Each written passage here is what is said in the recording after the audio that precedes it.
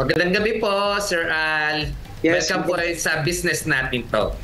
magandang gabi po, Sir Andy and Sir Manuel. Ito po ang first question ko po. Ano po ang former job ninyo, sir? Bago ang lahat.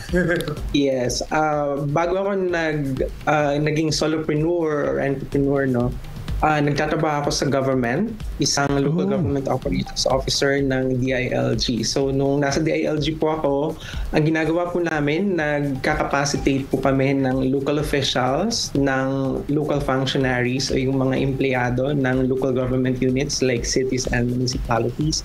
And then we also do monitoring and evaluation ng mga projects, no, ng government.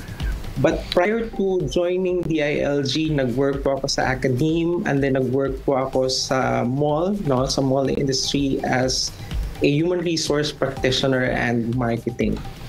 And then, yung first work ko po was call center.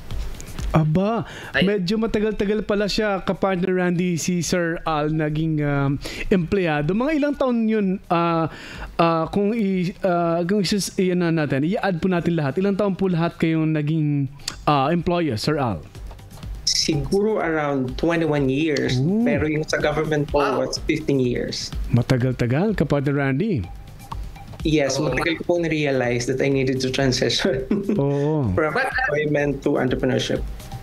Sir, ito ang question ko. Anong na-inspire kayo para i-leave yung job niyo at mag-start ng negosyo na lang?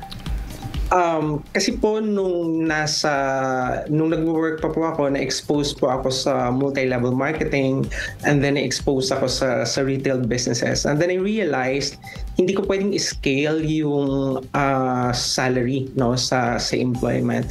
But in business, pwede ko siyang scale. So pwedeng 2x, 5x, 10x, no. Yun yung way to scale. Yeah. So that inspired me to finally do. But nag-prepare ako, no, bago ako nag-transition from employment to entrepreneurship.